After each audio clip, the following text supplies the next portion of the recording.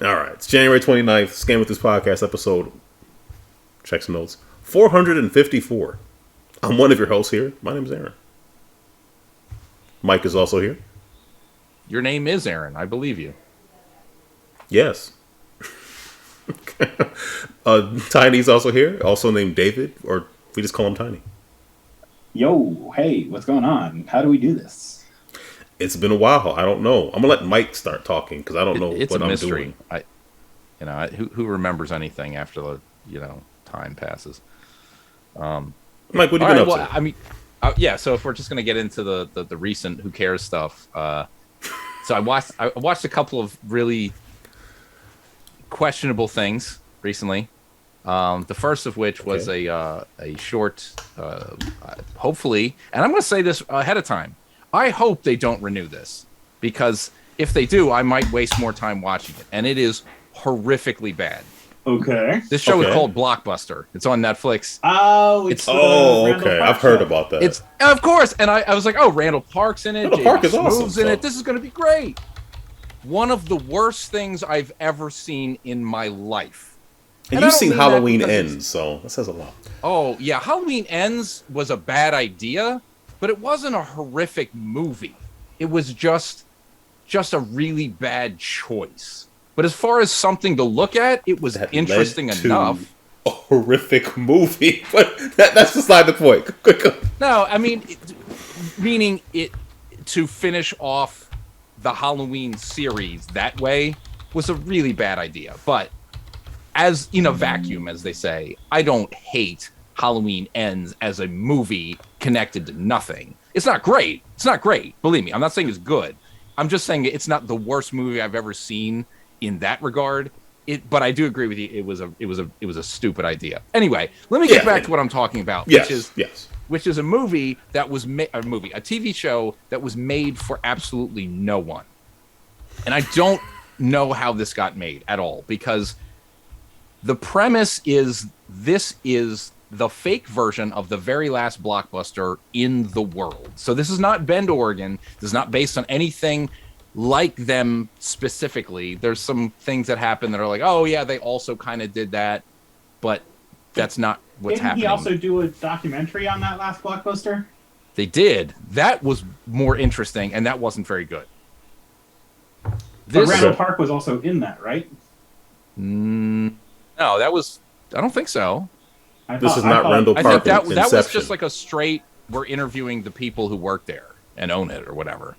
To my memory, I did watch it, but I don't know. It was forgettable because, I mean, it's not awful, but it's like it kind of went on and on. It was sort of like, okay, who cares anymore? But there's another 45 minutes or something. Gotcha. But yeah, this show is filled with things that you can tell are jokes, but that you go, okay, another scene is happening. I don't. Who cares? It doesn't matter. But I just kind of had to let's see the next thing, and then it ended up in a way that was pretty predictable.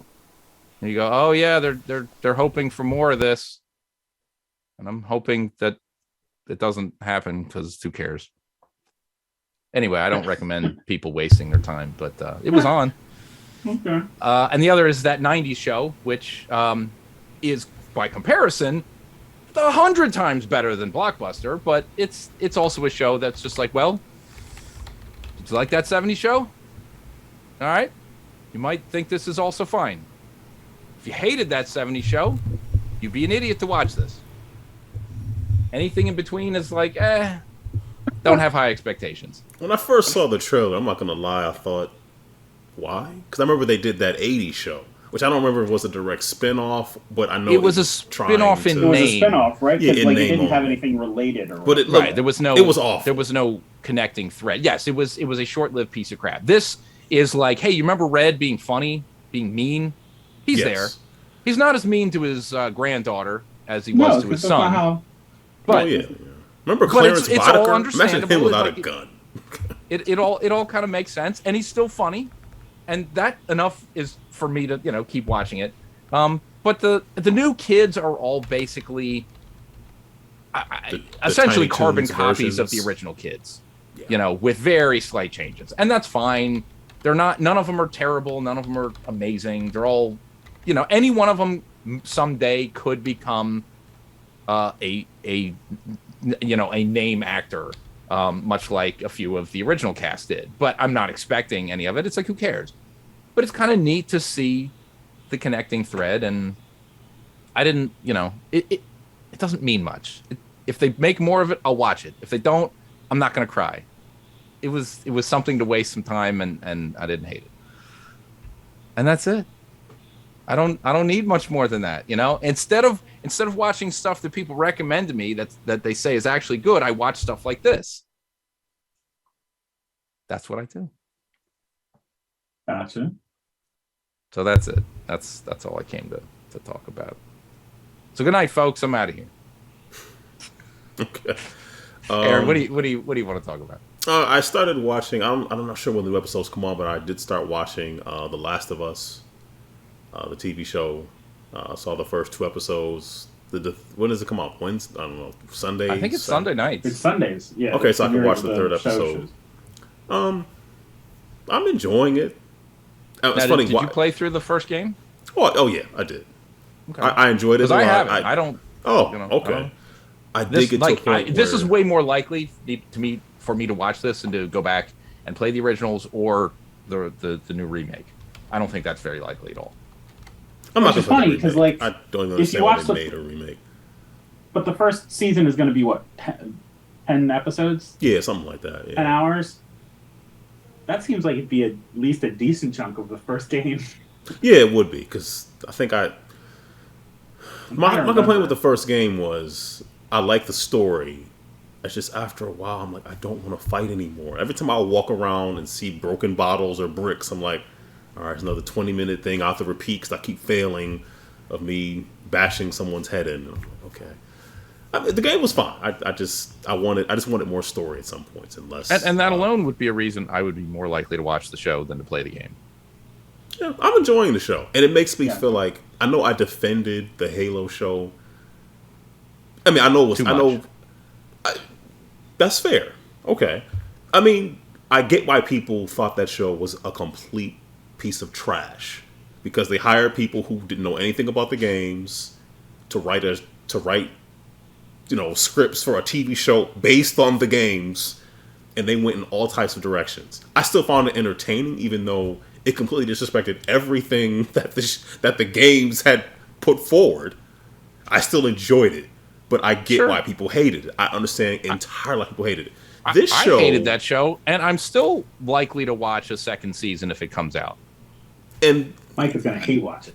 Yes. Yeah, and I get that. I gotta see it. I want to complain more about that Master Chief because he is terrible. Yes, that's how I feel about Halloween Ends. I love complaining about it because it was so horrible. Sure, you get that enjoyment. But in this video game, movie to video game, or video game and movie or TV show or whatever, they have to make these changes. It's the same idea as the MCU. None of the MCU characters are very lightly related to their origins in the comics. That's fine.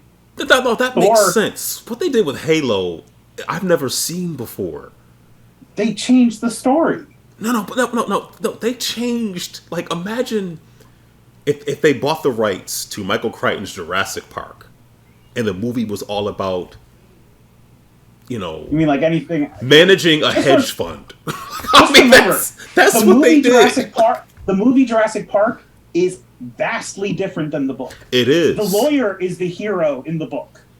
It is different, but at least there were dinosaurs in it. No, only a couple of the dinosaurs in the book are in the movie. True. Hammond doesn't die to Pompies. The T-Rex doesn't chase them through a log flume. No, it's different. It's just the Halo TV show was different on a whole nother level. It was like, wow, you are throwing out the baby, the bathwater, the idea of what a bath is. I'm just gonna say, but in your example, even Lost World is even more different. I mean, look, once you start going off in a direction, unlike Star Wars, which did try to say, hey, Episode 9 is somehow a sequel to 7, and we're sidestepping 8 as much as we can because we're course correcting here. At least the Lost World movie tried to make a sequel to the movie they made before it. If they tried to make it like the book, which couldn't possibly be the sequel to the movie that was made, no, it couldn't. It's too late. Anyway, we go down. Like in the book, they're still on the island. In Lost World, like they never leave the island. That's a very different book. Like they figured out like a radio transmitter thing, like a kind of speaker thing that keeps the T-Rex away. And then, oh my God, we didn't secure the male stereo jack, so the guy inevitably dies because it comes loose. Like, Ape could have fixed this problem. So anyway, I don't know. I thought Halo was fine. I started trying to watch The Last of Us, and I was like, it is this worth is the watching. same as the beginning of the book. Or the same of the game, and that person's going to die. And I'm not going to lie to you, like, I mean, spoilers. Okay, okay. I'll be honest with you. I'm watching the TV show, and I remember the beginning of the video game where his daughter, gets shot. She dies in his arms. Very sad. And in the TV show, his daughter is clearly biracial, which is fine. Sometimes I get really tired of people of color being put into something just to die. No, I'll be honest. I'm tired of black people being put into something just to die, and I'm just like, why? So I assume by you saying that in the game is not the case. No, she is. She's white. She's very white. Okay. White and blonde. Like I said, I own the PS4 disc, but I've never put it in a machine. So. No, I mean, it's not like I'm not watching the show. I was just like, okay, that was a decision. Okay, I'm not sure. Like, I'm not. This is how you're going to introduce diversity into. Yeah, I'm kind of torn. It's like, hey, diversity more. Also, this person died, and I know how they're going to die. This is like, right. Two things could be true. It could be like, hey, this is good. Hey, why? So anyway, but I'm enjoying it. There's I know some people were kind of annoyed about how the cordyceps thing kind of works, but they have to make some changes. So I'm enjoying. I'm digging it, but nothing's perfect, but it is enjoyable. So, and then the last thing is I did see, and this is funny. It's so weird how I see these articles about how Avatar: The Way of the Water is like the number 4 or 5th movie that making the most, it's the biggest box office ever. And I don't know, and I know like 2 people who've seen this movie. How does everyone see a movie that no one admits to seeing? How is this possible? I haven't seen it. I saw it. I also did not see it. My middle child expressed interest. Also, my youngest did, but so I went with my wife, and the middle daughter went to go see it. It's a very long, for a movie whose plot is like really like revenge escaping. It's 3 hours and 10 minutes. It's not the worst thing ever. I felt the same way I felt when I walked out of the first one. I could have just stayed at home and watched Dances with Wolves again. Yeah. It's not. The theme has been done so many times. Right. I'm at a point now where, like, visually, it is the most stunning thing I've ever seen. I always remember the articles about studios running out of special effects houses to even contract and hire to do special effects. I know there were some issues with people being overworked. I know some of the special effects at the end of the Ms. Marvel TV show were kind of people kind of seeing like these special effects in XYZ movie or TV show are kind of subpar. It must have been because the Avatar hired everyone. I mean, visually, I have never seen anything this stunning before on screen. It's Gotcha. Jaw-dropping. But to me, that's not enough to make it really interesting. The best part of the movie is when they come across the Na'vi who are the river Na'vi. Just seeing how they look different, their customs, their culture. Outside of that, like half an hour, I was like, it's not horrible, but it's like, I've seen this before. It's been done so many times. So, okay. I've got a dumb question. So, who are the Na'vi? what element did the Na'vi in the first movie identify with, and when does the Fire Nation Na'vi attack everyone? I heard about the third movie introducing some kind of volcano or fire Na'vi, and I thought it was a joke. Until I saw the movie and thought, oh, well, yeah, in order to keep it at least some 45-minute part of it interesting, give me some new Na'vi to look at. Are all of the Air Na'vi dead? No, your question was, what was the question again? Sorry. I was just making Avatar smartass comments. So. Oh, okay. So, I mean, it's not awful. It's just like, I've seen this before. Gotcha. Yeah, there's a lot of revenge here. And this person is actually dead. They injected the memories into a Na'vi body. This person is dead. We saw them die at the end of the first movie. But here they are. Wait, is Sigourney Weaver back? Is that? Well, no, but yes. I just to me the most memorable thing of from my perspective, not just yes, it was a huge movie, made a ridiculous amount of money, it ushered 3D into the it did. I mean, it played a big part in all that. I'm not talking about that. For me personally, the most memorable thing about the original Avatar movie was the fact that I went to go see it in the theater. 20 minutes in, I felt violently ill because I was sitting too close to the front, and I walked out and I said, listen, I can't sit through any more of this. Can I just go see a different movie instead?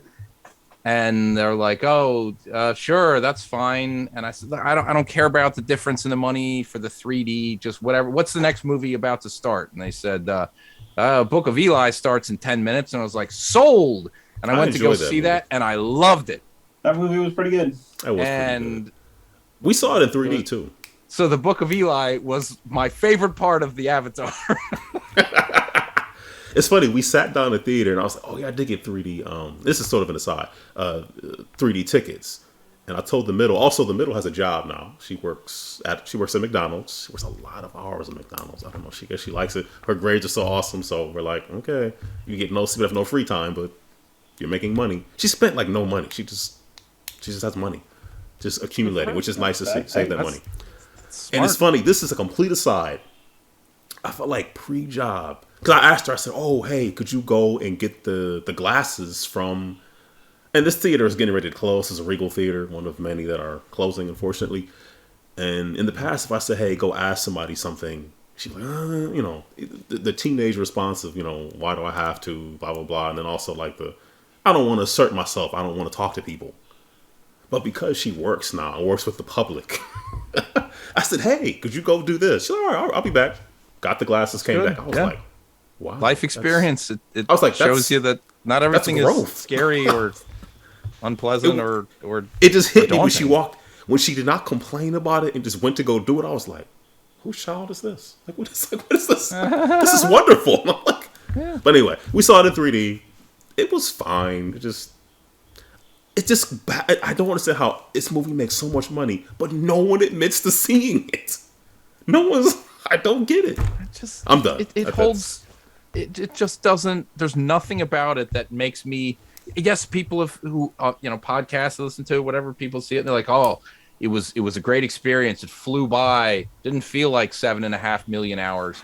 And gosh. And I just none of this is making me go, I gotta see. If I ever if it comes to some streaming service that I have, I might watch it at home over the course of a week or two. Disney you know what Plus. I mean? That's what it'll be. That's what Disney I do. Plus. Oh, is it? Do they own? Yeah, because the first one's on Disney Plus. Okay, I didn't even know that, but I know that they're at the Animal Kingdom park, the whatever land it's called, Pandora. That's what it's called. When they were building, I was like, they're building a theme park. They're redoing an entire theme park around a movie that came out X number of years ago that no one cares about. Then this thing comes out and clearly somebody cares because people are lining up to see this movie and not admitting it. Yeah, whether it's majority overseas or not. True. I mean, those people are still traveling to Florida to go check this place out. Not all of them, but enough. Yeah. Enough to make it worth it. It's just it made a ridiculous amount of money. Like they're they're going to try to capitalize on it. And also, that ride is ridiculous.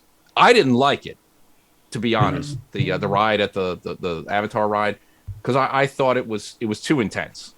It's like you put on some weird thing and they scan your body supposedly to tell the computer which way the mechanical bee or whatever you're supposed to be riding is supposed to do. I don't know how the physics of any of that work, but it's tricking your body into feeling sensation of falling and flying and stuff. And it's like, like 1 second in, I was like, when will this be over?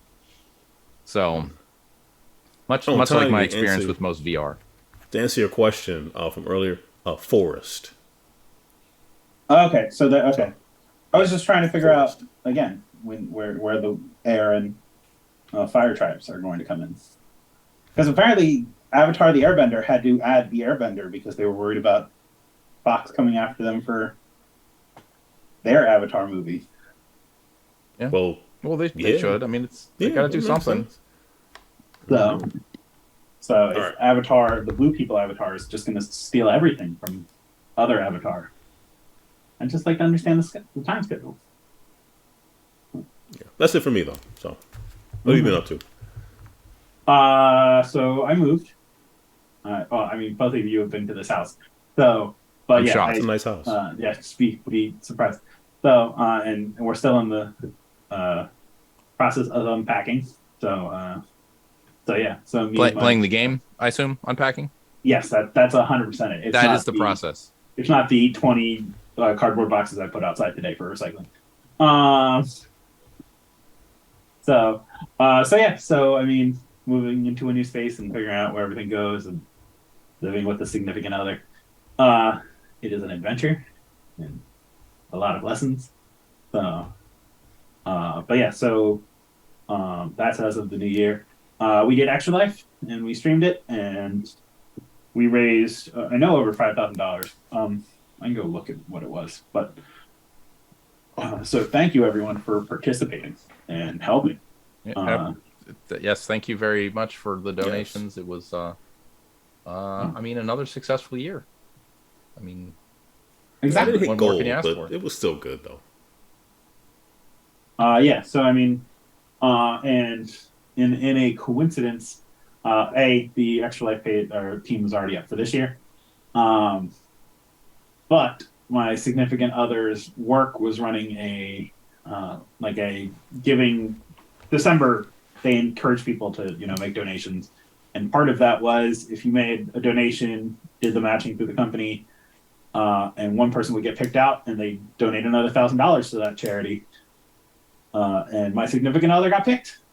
So I mean, I'm already at 500 right now, and we'll see when that other $500 donation comes through. Sweet. So nice. So yeah, so I'm gonna not try this year. And then I mean, the last thing was we went to MagFest. I saw you beautiful people in person. Yes, so, yes. All too briefly, I'm sorry. I'm especially sorry. On that note, I'll say this: I'm especially sorry that I didn't stay the night. When, as I drove home, a blinding flash of light on 95 startled the hell out of me when I realized that was a speeding camera that just nailed me. And it was because it was a construction zone with no construction going on, and the speed limit dropped 10 miles an hour.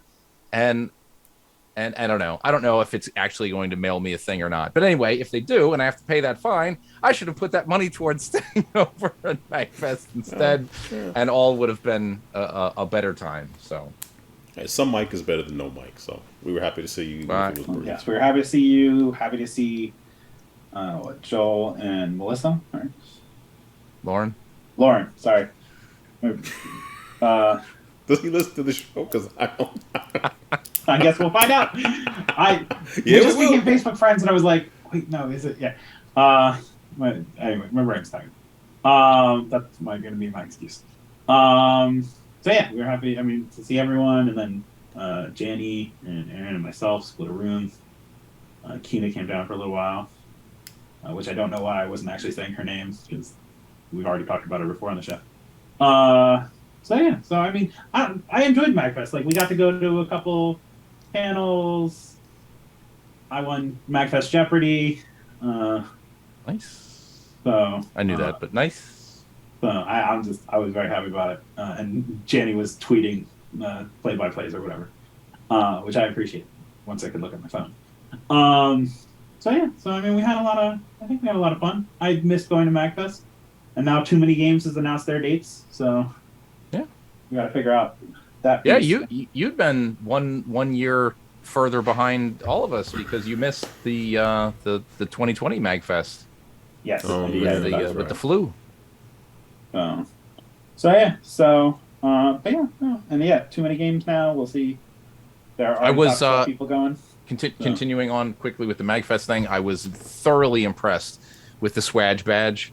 The technology cool. they can jam into that thing. I mean, I've been watching the evolution of it. The original one that was just like beeps and bloops and lights and whatever. The Castlevania themed one. It was like, oh, this is neat. And the last one I got was the Donkey Kong themed one, which had a screen for the first time. And I was like, oh, this is kind of neat. But that 3D wireframe thing. Oh, yeah. In like 60 frames, it was like, this is incredible to me. That, I mean, I'm not impressed by anything. Like, listeners are very launching rockets to Mars doesn't impress me, but a Swag that can play a bootleg version of Red Alarm, it really was impressive, honestly, though. Yeah, no, I'm very happy I was able to pick one up at the. I should have gotten one, but did not. I didn't get the case for it, so I guess I'll have to go on MagFest to see who's making bootleg. Yeah, I'm sure. Somebody like 3D print something or something. So, but it's been sitting on my door ever since I'm Slanyard. So, but yeah, no, I mean, hey, I enjoyed the heck out of it, and I look forward to that. To trying to do more events. So yeah, that's what's been going on since the last time we recorded. All right. Let's talk about some games we played recently. Mike, what have you been playing? Yeah. Mike, what's Ghost Song? Just one. Yeah, one game that I'll just touch on briefly because I played it a whole bunch when I first started it. Never touched it again, but I do want to go back. The Ghost Song is Metroidvania, hand-drawn looking artwork. I don't know how it was actually done, but it appears to be very fluid, animated, hand-drawn animation kind of a look. Very like like a mute protagonist that it's like reawoken by blah blah blah. It's like I don't know. It's actually been long enough now that I don't really remember exactly the details of the origin story, what's going on, but it's clear. It's like, yes, something happened, and I'm sure you'll remember it later, and blah, blah, blah. But, I mean, the gameplay is pretty solid. I enjoyed, exploring. I'll say the brief time that I put into Hollow Knight recently, because it was a Game Pass quest or whatever, I did not enjoy that very much. I thought it was, like, kind of unforgiving and I don't know. It was okay to look at, but I enjoyed this more than that. So I know Hollow Knight is like a renowned thing, and people really love it. Oh, you got to get into it; it's really tough. I don't want to play games that are that hard anymore. I'm tired of that. I get angry, and then I just video games are horrible, and then So I don't want to do that. Ghost Song was fine. Like, it wasn't super easy. I did die, but like I didn't die and then go, oh, I lost all my money, all my progress, and 30 minutes of my time. It's like, no, it was okay. It's reasonable. So, I do want to play more of it. It's on Game Pass, which is what sparked me to try it out, because why not? It's right there. But it is one of those kind of games that right now, if they announce like, oh, it's going to leave next week, I'd probably just pick it up. I'd just buy it at the 20% discount. Sure. That's how they. Yeah, I don't mind. That's how they. I'm good. But I like to get back to it, but we'll see. I'm doing other things too. So, but yeah, I mean, if you have Game Pass, why not check it out? If you don't have Game Pass, I don't know what else it's on. I'm sure it's on other systems. Guarantee it's on PC. It's probably on Switch. Almost certainly on PS4, 5, whatever. I don't know. Should have done some research, I guess. I'm going to say all that, but it can't only be an Xbox. It's not an Xbox exclusive. I will put fake money on the table for that bet right now. Spider-Man can only be on the PlayStation. A lot of fake money flowing around here. That's right. No. You know, it's only been mentioned once on the show, but you know, lots of it. Undisclosed amount of fake money. Anyway, it's out there, and that's it. Like the other stuff I've been playing recently is just old moldy stuff that nobody wants to hear about. Okay. Yeah, Ghost Song is available on Switch, PlayStation 5, PlayStation 4, Xbox One, PC. I'm going to assume PC because it says the publisher is Humble Bundle. Cool. I know they've been working on the game for a long time. Yeah, it's on Steam. Yeah. Does IGN still own Humble Bundle? No idea. Okay, I know they. I mean, I can check the Wikipedia link to see. It's not. It's owned by Ziff Davis, so yeah, it probably falls under them. No. Okay. Anything else for you, Mike? Nope, that's it. Okay. I don't know if you all checked out. Just to close, I just look it up. Development began on Ghost Song in 2013, so 9 years it took them to put it out. Wow. So I gotta check this out. There you go. Okay. All right. I checked out. I don't know if you all saw the Xbox Showcase Direct thing. Dev developers or whatever Direct. I like that thing. I like it's snappier than. Remember the other ones they did with all the hosts and people trying to be cool. I just show us the games. I don't want to see. Okay. But that's just me. You know, I just want to see the games. Like doing what Nintendo, this copy of Nintendo does. Just show us the games. Let us see the people who make them for like 2 minutes. Moving along. I felt like the vampire one went on way longer than 2 minutes. That was a little. It could have been. I agree. The one for Mojang for Minecraft. I missed that. The RTS one. Minecraft. I missed that. I came in right after it. So, no good. Huh? Gotcha. I mean, if you like, I don't know. I have to realize Minecraft is 13 years old since the beta started or whatever, or since the alpha. Yeah, really, it's up there. So like, people that were playing it that were in their teens are old enough, or even in their early 10, whatever, are old enough to drink now. So, so like, I mean, it's some kind of RTS. I want to say, like, you're gathering resources, and I think there are mobs. Hey, I don't know. I played the Diablo for Minecraft with my nephew, and he seems to really enjoy it. The one that's on Xbox. Okay. Minecraft Legends, Minecraft. Oh yeah, I played that one with the girls for a little while. So they announced Hi-Fi Rush from Tango. Was it Tango GameWorks? Tango GameWorks. So Shinji Mikami, the studio that he runs, and then they said, "Hey, it's out today, so you can grab it." I just played about maybe half an hour, 45 minutes. It seems pretty neat. Like it visually is very, the animation, and it's very nice looking game, and you attack on beat, and it's a whole rhythm thing going on. It seems pretty cool. I've also heard it's not that long, which to me that's a good thing. I don't want. Yeah, people are complaining it's 6 hours or something. Yeah, but it's like also like $30. It's not a full price. Or it's on Game Pass for free. Exactly. So I don't know what the complaint really is. But yeah, no, it seems pretty cool. And the fact that I don't think it was leaked. Was it? No. So what I was listening to Nextlander, and they recorded like a half an hour before, and there was they were making comments that, something had come out that morning about a Tango GameWorks game, but there was no name as far as I know or any of that stuff. Okay. Well, I don't know, it seems pretty neat. So I played some of that. The same developer of Mextermination, Gunman Clive. Oh, the German. German guy, Bertel. Right? Yeah. I forgot his last name. He has a new game out on the Switch. I don't know if it's on anything else. It's called Onion Assault. It immediately, when you look at it, immediately make you think of Super Mario Brothers 2, the US Mario Brothers 2, or Doki Doki. Gotcha. It's fun. It's a platformer. You pick up stuff and throw it at enemies. The bosses are kind of goofy, where they're huge, but you can still get them to a point. Sometimes you can pick up and throw them in order to defeat them.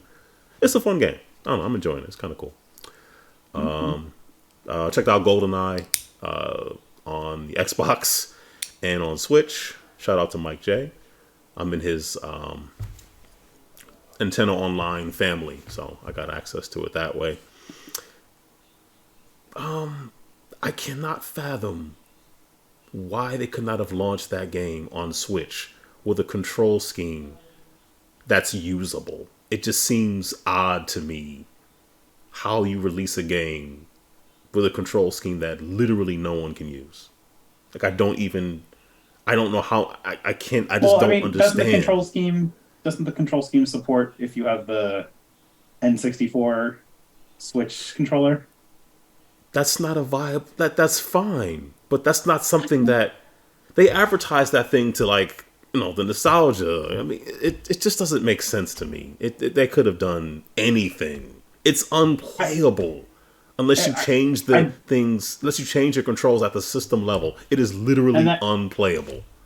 And that's the one thing I agree with you. They should have multiple controls and should, be usable with the base controls that come with the Switch.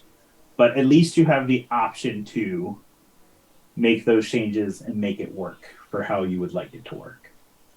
At least you can buy your way out of giving them credit for that. Well, no, you don't have to buy your way out of the problem. They just didn't. I would be more concerned if you did not have the ability to remap every button in the Switch, which is a function that the Switch already had. Can you do profiles on the Switch? Or do you have to keep switching it out? You have to change them when you're playing GoldenEye? I haven't played it on Switch yet. I only played it on the Xbox. And see, that's my whole point. You have access to it, yet you haven't played it because you're concerned about, don't want to be bothered to change. That's the problem. I'm not giving them credit for that. Why release something almost no one can use? What is the point? That's an interesting interpretation. I was more going to say it's because my Switch was downstairs and I was sitting up here at the Xbox. That's why I played it on the Xbox. Because it was 3 a.m. I didn't want to go downstairs and wake someone up. Now, the Xbox version, those controls are fantastic. I mean, those controls Halo control, whatever. If it works, it was like riding a bicycle. Exactly, and how you do the more in depth aim. Though you hold down the left trigger or left bumper, and I like that it's not the swimmy move the the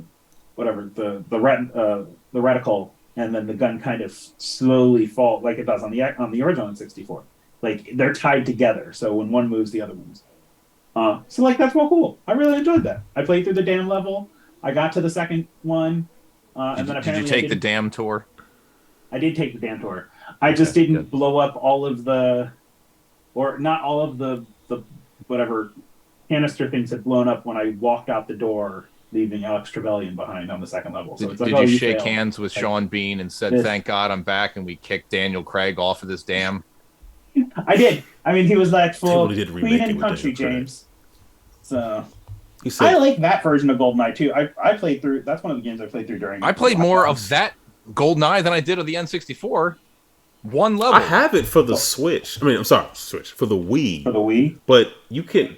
But I don't have it for the 360 or the PS3. I have Reloaded. I think I have Reloaded for both of them. And of course, now, you did can't they put buy those it on anymore, discs, or was that digital only on the Xbox? Those are on discs. You can buy. Sweet, that's cool. Yeah, so I'm not gonna. It's not for me. I'm not excited. I'm gonna go out and buy it, but I think that's great. Wait, time out. I thought you were talking about Reloaded. You mean the Yes, Reloaded. Okay, not disc. This GoldenEye is not. God, what was that? What was that horrible thing called? GoldenEye Rogue Agent. Rogue Agent. Yeah. Where somebody literally had. I have that in a shrink wrap box that's never going to be opened. I was going to say I have that on disc for my Xbox. Yeah, that's pretty bad. I mean, I'm having fun with it. I'd like to play some of the online. I haven't played around with that yet. I don't think I'm going to break out a N64 controller, even though I have them. So you have the Switch ones? I have 2 of them. You want to sell one to me? I want to play it on the Switch. We can talk. I have for more money than sense. I have a pair of each of the Switch retro controllers, except for the Genesis, because I'm not going to pay for 3-button controllers. No, not $50. No. We'll talk after the show. But yes, I'd like to pick one up, just so I can have one. But the 360, I'm sorry, 360, Xbox is definitely the way to go. I just found it to be like, what? At least have like a little thing, something to say, hey, do this to get it to work. There was nothing. Again, why there doesn't make sense why they still don't have the profiles in there. Like, do it like what was it? Like Halo, and was it Killzone that had the profiles that made fun of each other? Like, if you went into Killzone, if you wanted to play Halo style, it's like Wussy Marine or something, or yeah. But keep in mind, I think the budget they were given for this game, at least on the Switch, was like do as little, because they've done. I mean, they literally did nothing to this game at all. Oh yeah, they didn't. This wasn't being updated. Nothing. Like that 360 port, which I finally played the ROM of in the last 3 months. I played it really like 6-7 months ago. Yeah, I wish they could have used that as a basis, because they really improved a lot of it. That being said, I went through the first 15 levels of that game, and I had played a lot of it like within the last year, but it felt good. I mean, I felt like I remember why I played this game so much back in the day. There's a reason. It's a fun game. It really is. My question, I suppose, would be, can you, as people, both of you, who enjoyed the game at the time, and I never did. I never really played it, and going back to it, I'm never going to find enjoyment in this game. You're probably not. Do you think it's because you're enjoying it because you're reliving your memory of enjoying it? Or do you think, like, let's say, actual children today could enjoy this game having played it for the first time? Like, it's 400% nostalgia. Anybody says differently is lying. See, I don't know, because like if you play any of like the throwback games from this is like a PS1 game or whatever, like you can have fun with it without having context. Like there's no reason you can't. And if you're playing with Xbox controls, that would help. You can play it very easily. Like it's not an unusual control system. You use the bumpers to change between guns and whatnot. Like it's not a big deal for going back to play it. Now, is it archaic from a standpoint of like throw these remote mines, but then you have to change to the watch to set them off, so it's not just another button, or how you do the precision aiming to take out the guy's head before you drop from the bathroom, or why do I have to go hit these panels and then run to the doors before they lock themselves, or a favorite early one, finding Dr. Doak, who looks like all the other scientists until you get very close to him. But on the other hand, you're not supposed to kill any of the scientists, so like stop being a psychopath. That sounds judgy. There's a lot of stuff. Like again, it's more like you don't have the games have made it easier or would highlight this more, and it's not like you should get good. It's just hey, we don't expect to cool. You have to go up to every scientist to make sure you can find the right one. As James Bond would do in a movie. Yeah, but that's, excuse me, sir. Tiny, are but you the what man? You're saying is exactly why the Switch version is just so what? I mean, they have data to show. They'd argue that the Switch one though is just part of their N64 online service, so they don't want to make change. In theory, they're not going to make changes to that because it is supposed to be a representation of the game. I mean, same idea as Donkey Kong or whatever. To me. Sure. It's why you can't buy it separately on the Switch. It can only get it through the Nintendo Online. And it's also why, if we're going to talk about something that's very crappy, only people with the digital Rare Replay get a copy of this game. If you have the physical one, you have to go buy it separately. When did they let the public know that? Because I swear the day before they released it. And they've been touting since it was announced. If you own Rare Replay, you will get this game. I feel there was probably some legalese you could have probably read. You didn't read all the legalese, Mike? Yes. Come on, step it up. I mean, I'm listening to the words that are coming out of someone's mouth. You know, I don't really care. Again, this isn't.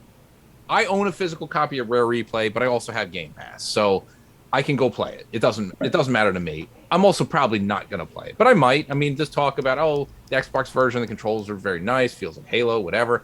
Maybe, but I'm not drawn to it. But for people who don't pay for Game Pass, who do own a physical copy of Rare Replay, who are like, this is great, I'm going to get this game. And then they put their disc in the day it comes out. They're like, where the hell is the game? That sucks. I mean, they didn't message it that way. And, I'm not saying sue Microsoft for this. I felt like Microsoft had been a little bit more transparent in the last few years about stuff like that. I feel like they told people a couple of weeks ago. I don't think. I feel like it was not literally did, I withdraw the day before. But it's still. I'm not paying that close attention. I will say the day before is when they told people on their Twitter account. Oh, because I'm looking at and it's all. You're right, and it's also they explain like, hey, it's a rights issue, but y'all could have said that. Right. Like in October, but whatever. I mean, did they make it seem like they were caught off guard by this? Because if so, I mean, mistakes happen. Maybe they were working. I don't give them a full pass, but I go, well, I understand. Yeah, I mean, so here's the thing. And so the original tweet was deleted from Rare. Then a guy responds saying, hey, he puts in Modern Vintage Gamer. Game is now listed separately in the UK store, but unavailable to download, and no update for Rare Replay physical game. It seems in order to get the game update. Hopefully the situation involves to be able to download it for free for physical owners. To which Rare responds to this guy's tweet saying, due to differences between physical and digital licenses, we could only add GoldenEye 007 entitlement for owners of Rare Replay digital copies. Buying it digitally or subscribing to Game Pass will both get you access to the game. Apologize for any disappointment caused. And that was the 26th at 8:52 p.m. Eastern Time. But I mean, and correct me if you think I'm wrong, but reading between the lines, the real answer is we didn't want to pay what it costs to add it to the physical copies, because I would find it very hard to believe that MGM and Nintendo got together and they said, "You mean Amazon?" I was going to say Amazon owns it now too, or is in there too. Well, whoever's like been put in charge then of like the bond licensing, I don't think they're getting together and going, oh no, absolutely not on the physical copy. They probably don't even like know about the physical copies of the game. Well, but time out for a second, because the thing is, it doesn't integrate into Rare Replay either way. Like it's not on. No, it doesn't. It really doesn't. It's a separate executable. Yep. You get the rights to download that separate executable. It does not go into Rare Replay, which is what's confusing. Is I think they're going to say, "Oh, we didn't build in the checks to require you to put the disc in every time to play this." Okay. Well, that's a logic that I can wrap my head around. So, and here's the thing: part of me thinks I don't think Rare Replay is in printing. Like, they're not printing new copies of that game. No, I would believe that, but they're out there. I have one, I have a physical copy too. But like, why are we going to do? And granted, they should obviously get this cheaper. But like, it used to be $50,000 to do an update to a game on Xbox. Like that was the fee you paid. You had to pay Microsoft. It was quoted at one point. In this case, does Microsoft have to pay themselves $50,000? Right. There's the question. Like, how does this fit? Does it make sense to do that? I don't like it. I happen to only have a digital copy of Rare Replay because I was very impatient when Rare Replay came out and the disc was coming late. Again, more money than sense sometimes. It's really a fantastic little collection too, I gotta say. You wanted to play those ZX Spectrum games and you couldn't wait. I wanted to play Viva Pinata. Saberwolf, yeah. So anyway, Jetpack. But as far as I can see, there is no Night Lore. I'm reading my copy of this. Go ahead. Okay, I guess technically they said it this way. GoldenEye 007 will be available for Xbox One and Xbox Series as part of the Xbox Game Pass. Additionally, players who own the digital copy of Rare Replay, the 30-game compilation of classics, an award-winning studio behind GoldenEye 007's original release, will be able to download and enjoy the game free of charge. So they basically stated it. They stated digital copy of Rare Replay, never speaking to what happens. Well, like I said, if they said it up front and it's just nobody like thought much about it, or I did like. This is a Reddit post from 5 months ago. So if they've been transparent from the beginning, then completely withdrawn. I mean that was my point. From like if they're not going to do it, that they're under no obligation to add an additional game to Rare Replay years after the fact. The weird thing is, only in the store statement do they say the digital. So, for example, the Rare Twitter account says this: play now via Rare Replay or Game Pass on Xbox One, Xbox Series X, or Xbox Cloud Gaming.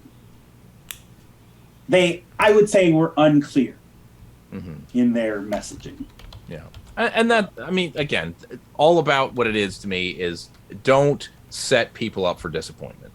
That's all it is. Yeah, just let people know that's a what good the rule deal of is. thumb. Yeah. Agree. Anyway, it's fun. Like it's a fun version. There are seam issues like sometimes you see doesn't bother me at all. I don't know. It's not a big deal. It's really just it's there. or whatever. There are some It's easy to imperfections but it doesn't. I feel like it doesn't take anything away from the game. The game was made by like 8 people. Like It really was amazing how good it is. and there's a the great fact that the multiplayer was book. added 2 weeks before or whatever. Yeah, there's a great boss fight book about it, and I have a documentary I still haven't watched yet about it. So, anyway, we should move on. All right, I'll try to be quick. Playing another game called I picked up WWE 2K22. It was like Okay. I don't know, $15. It was cheap How does that run? on Steam. It's funny, it's not listed as running on Steam. The Steam Deck. Also, Steam Deck is Gotcha. awesome. I love that thing. I have not put that thing down since the day I got it. Because I play everything on it. I remote into my other games. I put Switch games that I already own on it. It's fantastic. All my emulated stuff is on there. It's dope. Anyway, WWE 2K22. It runs pretty well. It crashes every now and then. And I know I pretty much have ignored like WWE games since like the GameCube. Ever since like I think WrestleMania 18 was a big disappointment. I kind of just stopped. I was going to say since Crush Hour. No, I'm sorry. I did play Day of Reckoning 1 and 2 on the GameCube. After that, I didn't play any. I own SmackDowns, but I played them once. I ignore all those, all the 2K ones. I never want to play them. It looked fun. I picked it up. It is fun. I'm enjoying it. So I'm playing a lot of that. I'm playing a lot of Fire Pro Wrestling World on my Steam Deck. That game is awesome. And for some reason, I was looking at my Game Boy Micro on my shelf. And because I actually started going into work once a week now, I don't know, I'm having this this nostalgia thing when I used to play my Game Boy Advance on the train back in 2003. So I'm bringing my micro and playing Fire Pro and Mario World, and sometimes Gunstar Heroes on the train going to work. Don't know why. I'm enjoying it. I don't know. The screen is really small. It's kind of ridiculous, but I don't know, I'm doing it. And then last thing is I started playing some Hello Neighbor 2 with the girls. And I think the middle, we used to kind of like, pass the controller around and play or watch the other play. So we're playing through those together. Playing through that one, we beat Hello Neighbor. The middle, we watched her beat Hello Neighbor Hide and Seek, the prequel. And we went through a good chunk of that game. It's not quite as janky as the other ones, which is a good thing because the first one is really janky. When you get items, they just disappear on you. And they're just gone, and you have to reset the game. It's fun. I don't know. It's goofy games, but we enjoy it. Just trying to figure out the puzzles that there's no clue. I mean, there's clues, but like it just kind of drops you in and it's like figure it out, and we're enjoying it. Yeah, that's pretty cool. So, how about you, Tiny? So I had a dalliance, let's call it, with Fortnite over the holiday. And I mean, I finally got I took the Battle Royale yesterday. So I saw that. That game's very good. That game's like very good. I like, for as much as people can make fun of it, like it's what Meta wants to be. All of these different licenses and whatnot. Like the only thing in the industry that probably rivals it is like how Lego can have both DC and Marvel and Star Wars and Lord of the Rings and everything. And like they keep that treadmill going with the battle pass and whatnot. And I don't know, I've been enjoying it. I have a Doom Marine now that I'm playing as. So I might continue playing. I'm also halfway through Wind Waker, the HD version on Wii U. Okay. And I've been enjoying the heck out of that game. Is I never very beat pretty. that game. If you have the HD version, it is very pretty on modern display. Now, on the I Wii U really version. Go ahead. Go ahead.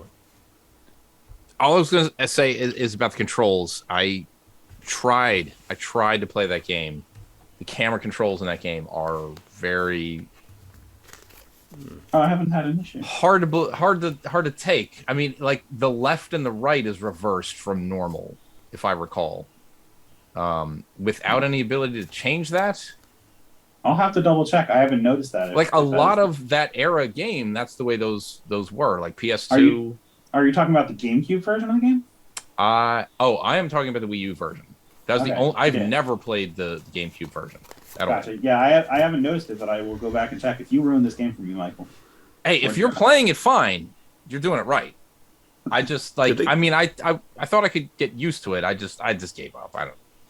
Did they change the ending of this? This is the version they changed the ending so that end game, that last minute quest. I thought it was still there, but it's more like you can get the swift sail up very, like I can get it right now. That lets you go twice as fast or whatever on the ocean. Okay, that's good. So yeah, but I mean, it's very pretty. I still love the art style. Toon Link is it's beautiful. Is very good. So holds up great. Maybe I will go back and play the DS games afterwards. We will see. I hated those games. Oh my god! I tried with Phantom. Was it Phantom Hourglass or Phantom Hourglass, and then Spirit Tracks. Yeah. Oh, I tried. I just no. So this is a little off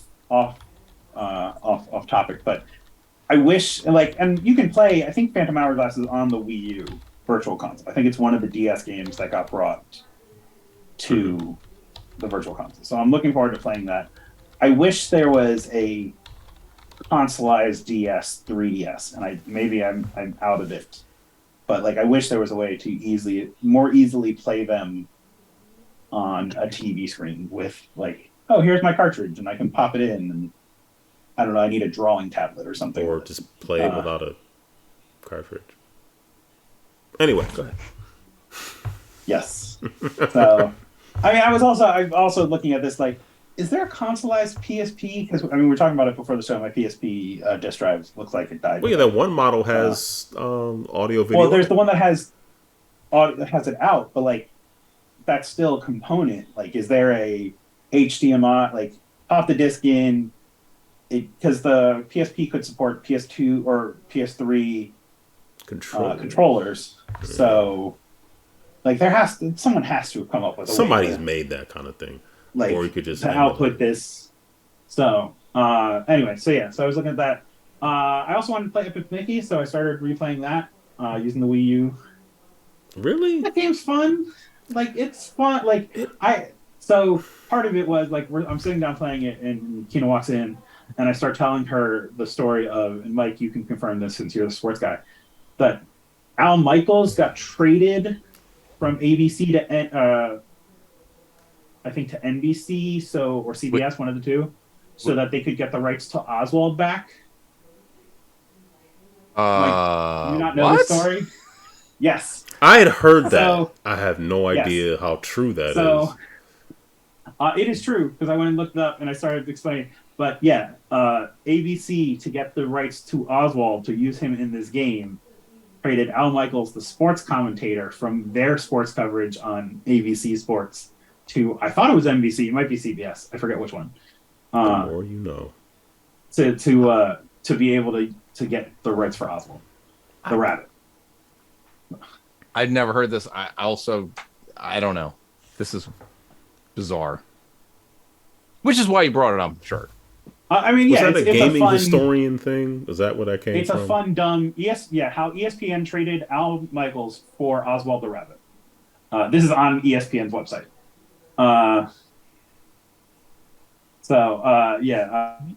Is Al Michaels retired at this point? Well, I mean, this was 2015. Is Al Michaels? I don't know. I don't know. Who was Al Michaels? It's a fun... No, he's... Well...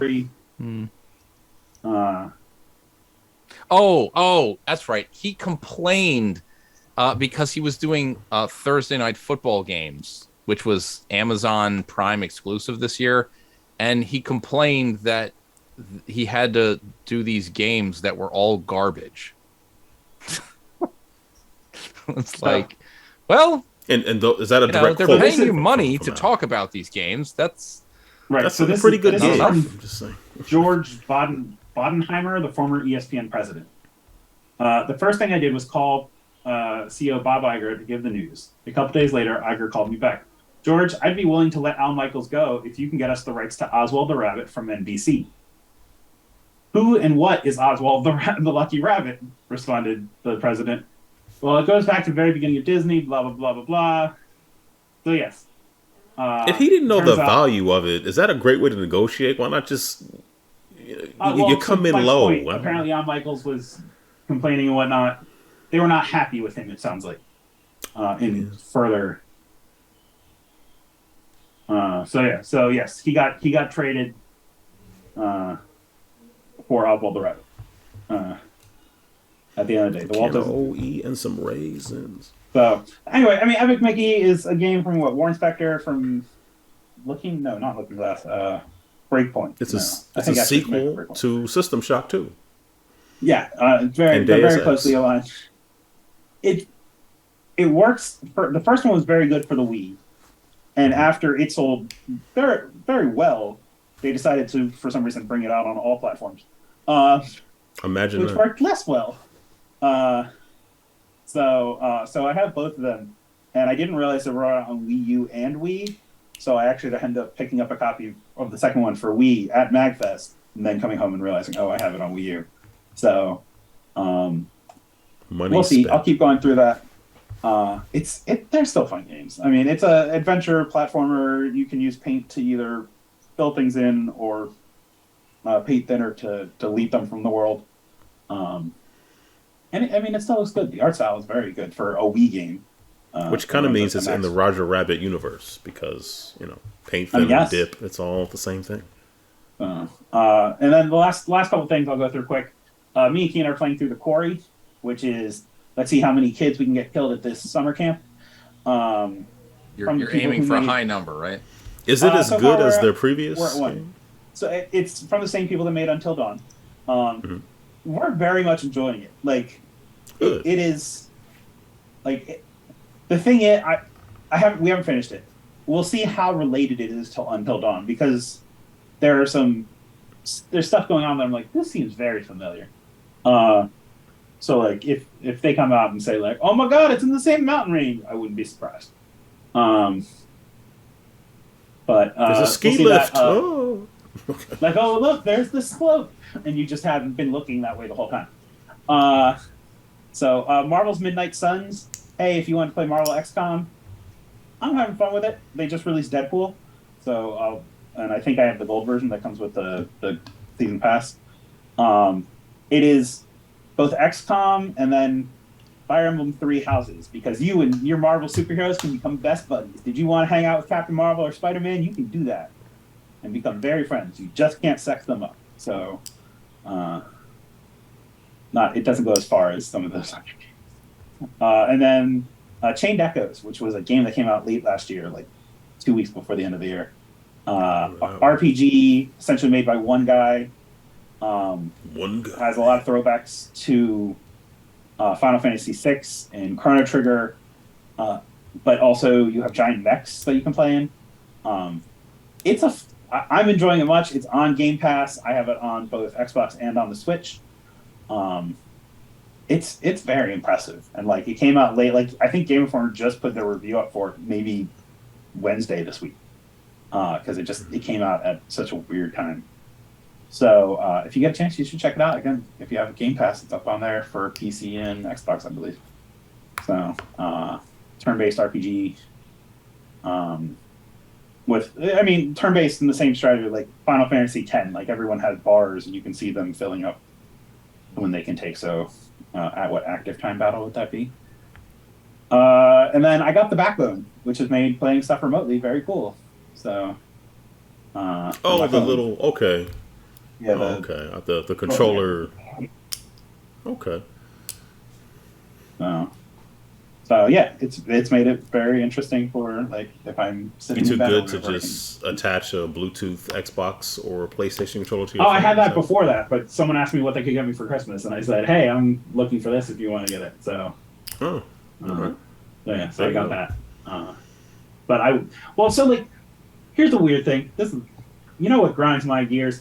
For example, you can turn down like all the dumb stuff that's been coming about Xbox being woke because they have energy saving stuff. Real weird. No, Uh, don't even use the term. I don't care what anybody else said. That's the stupidest way of terming that it's ever. the dumb, but like Well, they've done in it the on system purpose. settings, They've co-opted it I know and they destroyed did. it. Don't It's just don't ever reference idiots. Just ignore them. sound advice. anyway, okay, Hopefully, they will we eventually were go away. we were moving on from that topic. So in the system settings, though, like you can turn down how bright the center jewel is on your controller or the Xbox symbol on the console. Which is Mhm. great, by the way. If you're playing in a dark room, That is great, except for it does not affect it if you were playing over Bluetooth through uh, Xbox Cloud or whatever. yeah, I'll It's believe a that. Yeah. very bright jewel in the center of the Because bedroom. it doesn't work over any Bluetooth connection, right? Right. It's just It does not share that information. Yeah, that's where a piece of electrical tape comes in real handy. So Do because you- I just bought like a whatever. You're still $20 wasting the electricity, but you're not going blind.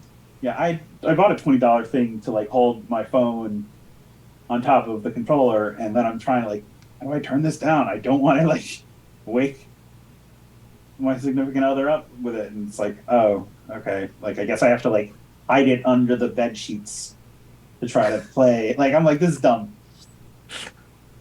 That might So- defeat the purpose. But Well, like I have to like I don't know, become a tent like. Anyway, Yeah. we'll go over, but yeah. So like, I think my parents got me the backbone because they were looking for something for Christmas. Like that would be cool. nice. So yeah, no, I mean it's cool. It has the pass-through for Lightning, so you know, a Lightning port so you can charge, and it still has the headphone jack. So just plug that in, or I could use the Bluetooth headphones with it. So yeah, that's been pretty cool. And I mean that's what's going on right now. We're gonna talk about games we played. I don't know, a game of the year-ish list. I'm just gonna go Piece through of stuff note like from almost 2022. just saying names of things. I mean, I think that's fine. but I'll let Mike Yeah. start off. More if or you're ready less. to go. Yeah, I went through the whole list of, the wiki of anything that was released in Okay. 2022. And one of the things in the wiki is like, oh, here's a list of all the like top rated, most awarded games, so on and so on. I didn't play any of those games. Not a single one. For the entire Even year. Tunic? Did you play Tunic? I fired up Tunic one time and I thought, well, I mean, I might get back to this, and that was it. That was pretty good. That was the I didn't closest beat I it ever or got. anything. I beat one boss. So my list is not going to be those games. I don't really have a list. That's okay. Here's some things. In reverse order. So I'm going to list 4 things. Particular order. No, in particular order. In a list of from number 4. My number 4 game that I enjoyed the most of things that I remember playing that were released in 2022. Number 4 game of the year. Rumbleverse. This is a game that Oh yeah. is bizarre. It's sort of a battle wrestling. royale with no weapons. It's sort of wrestling, but not really. I guess it's more like wrestling motif than it is like wrestling moves. I mean, yes, there's grapples, but it's just like punch, grapple, or dodge, or block rather. And Okay. I wound up playing a lot of it. It's not the greatest game I ever played or anything, but as far as games in 2022, of the stuff I played more games than what I'm going to mention, but most of them are like I didn't play it enough to really say definitively whether it's great or it's terrible or I liked it a lot, or if I played it 100 hours would I still like it? I don't know. But Rumbleverse is still a game that I feel like I could play more of. I may or may not. I still enjoyed it. Number 3 game is sort of a caveat in a way because this is not a new game at all. But the arcade 1-up Marvel vs. Capcom 2 machine is one of the things that, since it's been released in late 2022, I have played more than most games that I own. I did replace all of the buttons and the joysticks, and determined 100% that two grown adults cannot play one of these machines together comfortably. So it's really a one-player machine, but you're playing online, if you're doing it right. And they did not add online yet to this date for Marvel vs. Capcom 2. But the truth is, I don't care. As long as there's online for Marvel vs. Capcom 1 and lots of people to play, I love it. And if they never add online to Marvel vs. Capcom 2, I'm not going to shed one tear over it, despite the fact that lots of people in the community are irate about that situation. And the fact that they advertised it as such, I don't blame them. If that's what they're looking for, I think Marvel vs. Capcom 1 is a better game than Marvel vs. Capcom 2. Ooh, okay. Marvel vs. Capcom 2 has a gigantic roster. Unbelievable roster of characters. And that alone makes it wonderful. It doesn't play as good. It does not play as good as any of the previous Marvel Capcom mashups. X-Men Street Fighter, X-Men Marvel Superheroes versus Street Fighter, or Marvel versus Capcom. All of those games, in my opinion, are better put together games and have better music. Marvel vs. Capcom 2 has a bunch of lounge jazz, and I was gonna say the jazz. I'm gonna take you for a ride. 100 times in a row. So I mean, it's fine. I do like the game, but I don't love it as much. So I've been playing a lot. I have at this point roughly 2,000 matches logged on online on Marvel vs. Capcom. I've been holding purple for a couple of months now, I think. If I exclusively engaged with people who I know are better than me, I would lose that status, like easily. But as long as I avoid people that can do infinites or other things that are virtually unblockable stuff, like that stuff frustrates me to no end. If you're gonna do it, I'm just like, we're gonna finish the match, you get your win, we're not playing again, it's over. But other than that, I mean, I'm generally liking it a lot. So it is what it is. And I will say this, in light of some certain things that have sort of come to light, I don't really support Arcade 1UP as a company at this point. It's becoming pretty clear that much like whoever makes the Retron stuff, like they're stealing emulation code. They're being sued by companies. So I am not I'm not like firmly in the Arcade 1UP camp, like whole cloth at this point. Doesn't mean that some things that they've put out have merits to them. But yes, it like very recently, within the last like 2 weeks, it's come to light there are multiple people suing Arcade, or I think Tastemakers is the parent company. But whatever it is, I mean, whatever. We'll see. I may or may not ever buy another one of them, any of their machines. But regardless, I'm enjoying this. Number 2 game of the year for me is Vampire Survivors. Bought it on PC. I don't know how many hours I put into that, but a lot at the time. Pre 1.0 release, I thought I had unlocked kind of everything before I think the 5th level was released. Turns out I knew nothing about that game, and I put another 20 hours into the Xbox version so far, and I still have very little unlocked in the grand scheme of things. But it's a lot of fun. It's really well done. Whether that is or isn't like copyright infringement on whoever they stole this or that from, gotcha. I'm sure that'll come to light too, eventually. But it's great, and it's really close to a number 1 for me. But I think most people who are listening to this have a pretty good inkling of what Vampire Survivors is. It's been talked about everywhere. It's cheap. It looks like graphically like many generations old game, but as far as how they can keep that frame rate up no matter what's going on screen, and just crazy stuff to discover. Really, really well done. Have you tried the mobile version, or you just play it on console? I have not tried the mobile version. I feel like I don't need to. I really don't play games on my phone. It's not a thing that I'm looking to try to expand upon. The fact that I have like 2 different games going at the same time with the Steam version and on Xbox also, that's already enough. That's already like maybe too much. But it's really sweet, and I love the theme. I mean, it's just stealing. So, like, they're not. It's so transparent about what they're taking from Castlevania, which is like one of my all times. So that helps a lot. If the theme was something that was very uninteresting, like say I don't know, Vermintide orcs or something or whatever, I don't know. I might not be into it as much. To me. But yeah, it's great, and that means my number one game for 2020 that was released in 2022 for me is Infernax, which I love to death. I thought the only flaw to me of the entire game, once I've gotten through it, like my initial thought was this is pretty gross.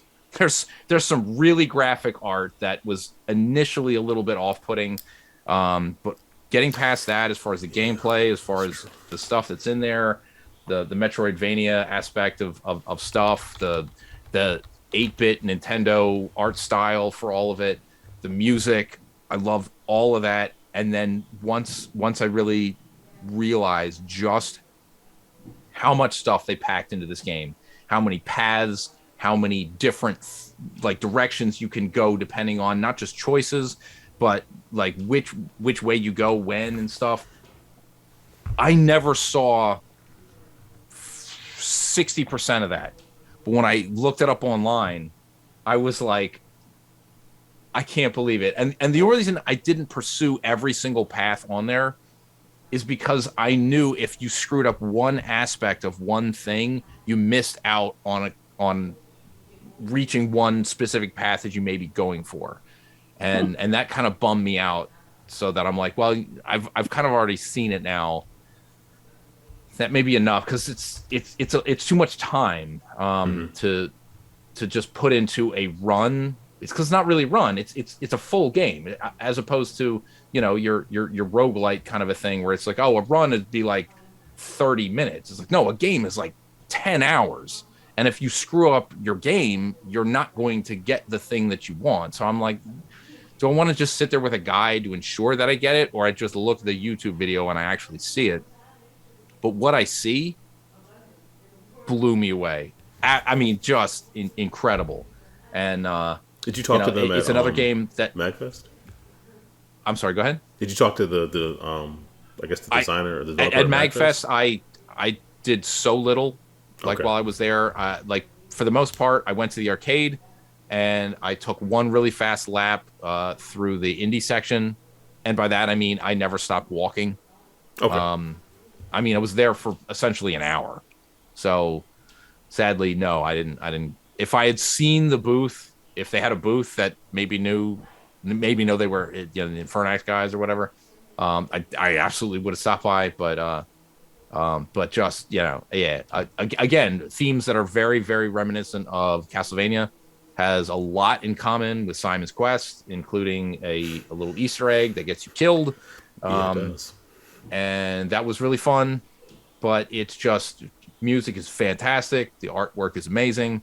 If you love that 8-bit style that couldn't actually be done on Nintendo but looks like it in your mind, so right there with Shovel Knight or things of that ilk. It's just amazing. And I'm glad it was on Game Pass. I think I heard enough good things from people, podcasts and other things, that would have made me seek it out and try it anyway. but I don't know if those people would have played it to give it that high praise if it wasn't on Game Pass. So excellent choice. However that decision was made, so that they showed up for them to hopefully earn some money. But if they do any sort of a follow up, whether it's a sequel or another game in a similar vein, or anything else that they may do, like in a similar sense. The guy's name is eluding me at the moment, but the Dust and Elysian Tale guy, Dean Dodrill, yeah, I love that game. It was fantastic, and his follow up, the Never Stop Sneaking game, I probably wouldn't have given it the time of day if it wasn't made by him. But I enjoyed that to some degree. I thought it was a little bit too repetitive, but in a similar vein, if I think what you've put out is amazing work, I'll keep looking to see what your next thing is, and that's where we're at on that. So there's my list of a few things that I enjoyed this year, and as you heard, there's no God of War or Forbidden West or whatever on the big names have eluded my list. Okay, well, for somebody who didn't have a list, you certainly you got some really good picks. Well, I didn't share it. I didn't want to spoil it. I always do that. No, I wish I would have. Yeah. Mike leading the way. All right, mine isn't so much. It's not gonna be quite as organized as Mike's. I'm just listing stuff that just stood out to me last year. One of them isn't really even a game, but it's gonna be there. All right, so the first thing I'm talking about, these are in no order at all. Just stuff that I like. A game called Frog Gun. It's out on Switch, and I know it's out on PC because I play it on Steam Deck.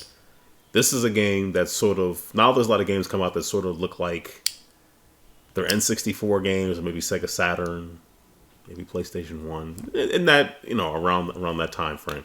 3D platformer, you're just this little girl with a gun that just is a frog, it shoots its tongue out, you collect little crap, and you fight bosses after every 4 or 5 levels you fight a boss. It's nothing revolutionary, but it is just so much fun. I love my platformers. I'm just loving that game. It's just relaxing. Even though I'm trying to get every coin and everything in the level, and I get kind of frustrated if I miss something. It'll say 0 out of 379 coins. Like you're going around and breaking every little jar and making sure every enemy gets thrown off a cliff or whatever else just to get all the coins. It's just fun, like a platformers. And the same kind of thing can be said for another game that came out sort of recently called Tinykin. That's on everything. I think it's on Switch, PC, Xbox. Yeah. It has a cel shaded, animated kind of style to it. So imagine 3D platform where you're collecting little things over a level. It's like a little Pikmin kind of element to it where you're picking up different types of Tinykin and throwing them at objects to move them out of the way, or some of them explode. It's just collecting crap in huge environment, and how I feel like the older I get, the more just collecting crap in a huge environment is kind of all that I need. So another 3D platformer, collecting things. I don't know, just like it. This game didn't really come out last year, I don't think, but I like it a lot. Little Nightmares 2, that might have been 2020 or 2021. I don't know. I really don't care. I like those games.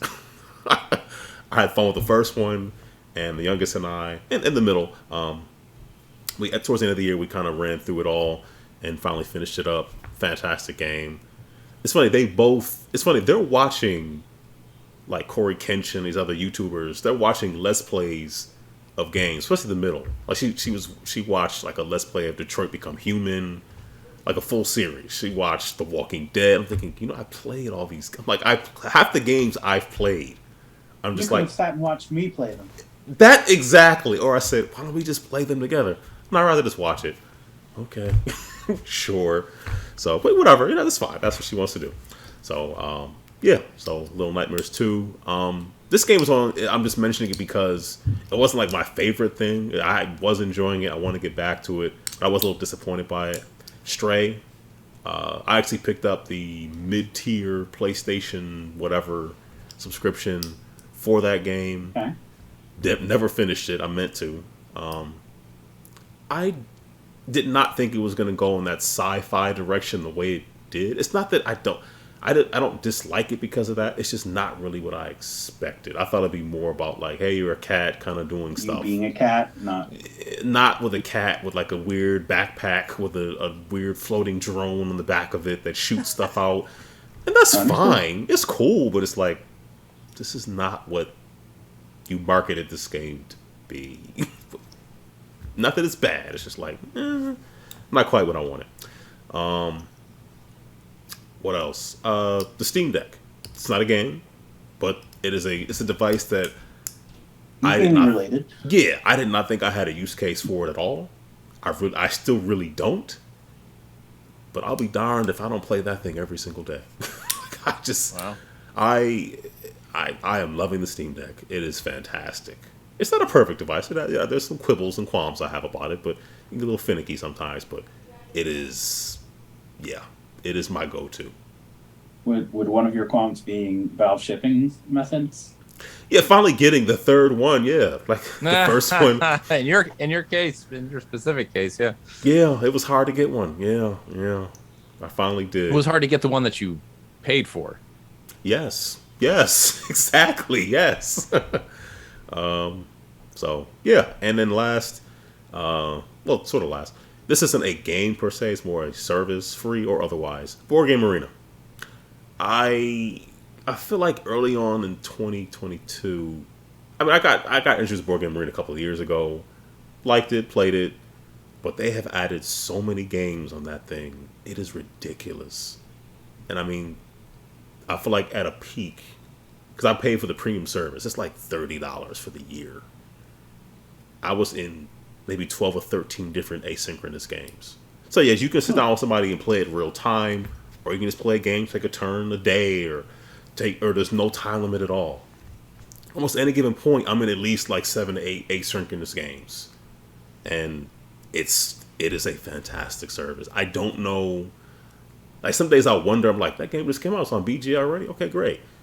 I don't know how that translates to sales or not. I have no idea. I have no clue. Maybe it's just awareness, stuff that's out there. If you like it enough, if you pick up the physical version. But there are so many games up there that range from like purely, I know what Monopoly is. Monopoly isn't up there. To games that are mid-weight, like Euros, and maybe heading towards heavy Euros, like a heavier game. And it's insanity. It's so good. And yeah, I just had to mention it.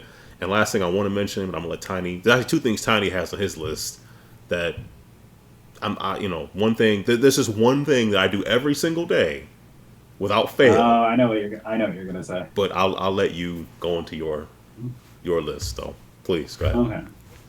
So these are games in 2022 that I enjoyed or whatever. Like they're not. I do not have them in a list or in an order. But I mean, the only major AAA game I put enough time into finish was Horizon Forbidden West, which I enjoyed a lot, even though it took me 4 or 5 months to beat. It's an interesting follow-up. It sets up a third game. I like the world that takes place in, and seeing how they try to understand what the past technology was like and how we got to that point. I'll skip the 2 that I think are like most important for the year. We'll get those at the end. TMNT Shredder's Revenge is a great game. You can play with 6 people. Me and my nephews, when they come over, they want to play it every morning when they were staying with us during the summer. Did you get the mobile version of that? The one through Netflix, if you have a Netflix subscription, yeah.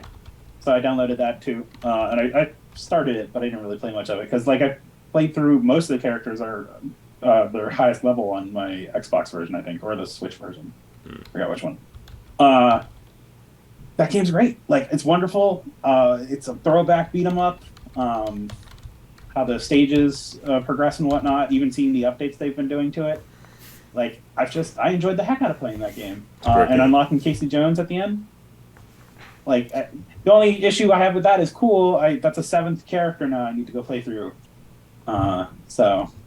Another game. This is the 3rd in the series. Xenoblade Chronicles 3 runs amazingly on the Switch. it's a great game, and you can see how it ties into Xenoblade 1. And I mean, my biggest downfall on Xenoblade Chronicles 3 is it's the only one I didn't get the collector's version for, so it ruins the set. No, but I don't know who you are, and that's mostly because Nintendo's website couldn't stay up for it. So yeah, so I mean, if you want to look at like it's an anime JRPG all the way, and like when Kina sees her watch, she's like, "What are you playing? Like what?" And I'm like, "Don't ask questions. What's going on here? It's complicated." So Vampire Survivors.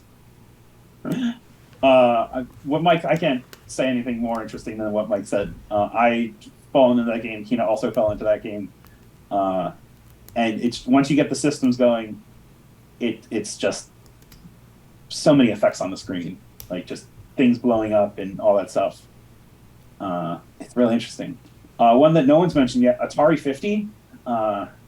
That is a great, like, it's a new way to show compilations with a documentarian theme to them. And I was watching some of the videos today. Like Mike Micah and Other Ocean were leading that. So like the last one on the series is they talked to Nolan Bushnell, and he talks about like the impact Atari has had on the industry and whatnot. One point they talked to Peter Klein from Ready Player One, because I mean a good chunk of that game is based off an Atari 2600 game and that kind of stuff. They talk to developers, they talk to designers. There's one that if you listen to Nextlander, they regularly reference where one guy's like, "Oh no, there were no drugs in my department." Everything you've ever heard of from the Atari in the 70s was like hot tub parties and cocaine everywhere. Everywhere. Just cocaine on all the arcade machines, which probably wasn't that untrue. So, I mean, I hope this is a direction that we see Capcom and Konami and whatnot take. The cocaine or the documentary? Either. I honestly, both. So, it's honest. So, one that I threw in there appreciate that laugh, Mike. I'm going to put it out. Nintendo Switch Sports. Like, we've been playing it when I go over to my parents' house and whatnot. Like, it's a fun... It's not, like... I was talking about this last night with Kina because of just... sometimes I go on rants about video game history. Like, we watched... Did anyone watch... this is a real thing.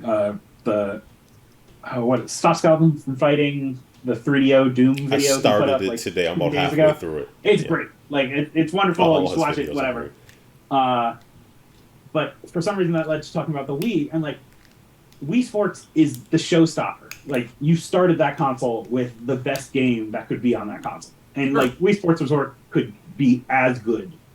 Well, like everything else. It's one of those. If Wii Sports Resort was the original release, that would be the gold standard. But because it came later, it's like which it had. We already had what we needed from the original. And it requires additional hardware. It requires the Wii Motion. Well, let's pretend that the Wii Motion Plus without the Snap-on option was the original. Like meaning, Wii Sports Resort only gets a bad rap because it's not a revolution above Wii Sports. It's just an evolution. It can only be as good. Like Wii Sports captured the audience, and it's why like the Wii had a kind of crappy attach rate because it came with the game that most people A wanted to play and B showed off the hardware. It's sure. Like if you were to do like a game of the generation or whatnot, or a list of the games of that generation, it has to be in that discussion. They're like as much as people want to dog on the Wii or whatever, it's amazing. I mean, yeah, for the games that use the technology correctly. Right. One of the greatest gaming experiences ever. Right. And it was only when people like realized. Right? Yeah. Still, also a great game, but for different reasons. But yes, Nintendo Switch Sports. I know golf has come out. We haven't played the golf yet, but we had a lot of fun with tennis and whatnot again, bowling. So the last two I'll talk about real quick.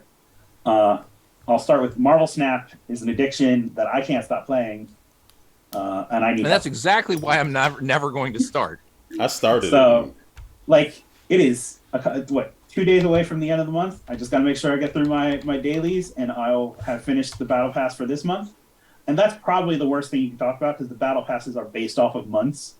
So, like, each battle pass is 1 month. But I still play it. I put together a Fantastic Four deck today. I am the worst at this card game, and not the worst. I do okay, but because I don't put together decks based on like, oh, what cards could like work well together. I'm like, who is a good theme for this deck? Here's my Black Panther deck, and here's my Spider-Man deck, and here's my Fantastic Four deck, and like hope they work, or figure out how to make them because it's only like 12 cards in a deck, so it's not like a huge. It's only 6 turns. Games take 5 minutes at most. It's a great game, and you play it on. It's cross-platform on PC and phone, so all the progress you make and all the cards you unlock and everything. Plus, the art style is cool. I like that they introduced like 8-bit versions of all the cards. So, for Nintendo games that never existed. So I can't say enough about Marvel Snap being very good. Star-Lord has a new hat. Yes, but he has a new hat. And then the one Aaron was referring to, I will call it the Erdle games. Wordle, Hurdle, every day. GameDuel that I was playing for a little while. But the idea of like this started in like late December last year and became a like viral sensation that I still have friends playing every day. Those games and they're simple, they're fun games. People can play on pretty much any device, and it took the world by storm. And I don't think it's getting enough credit during like Game of the Years this year.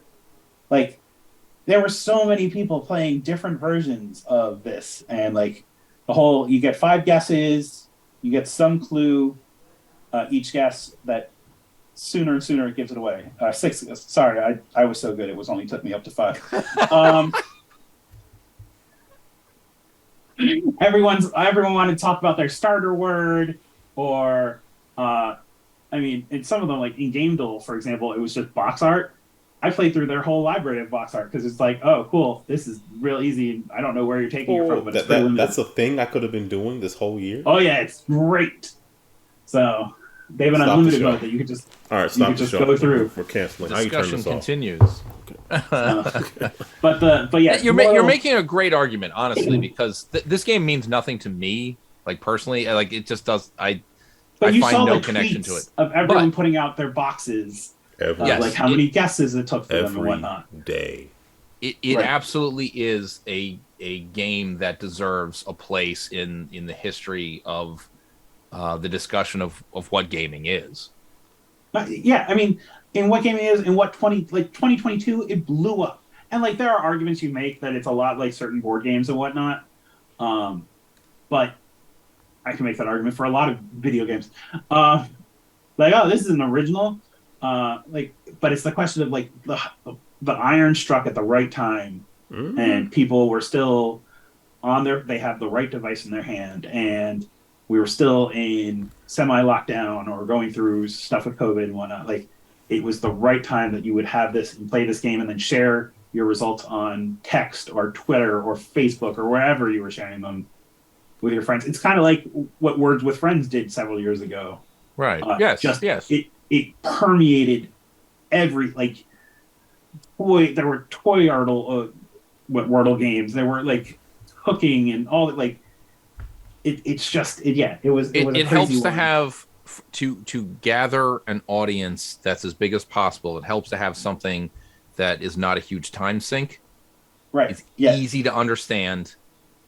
And you could do it real quick. And has a social aspect to it. Yeah.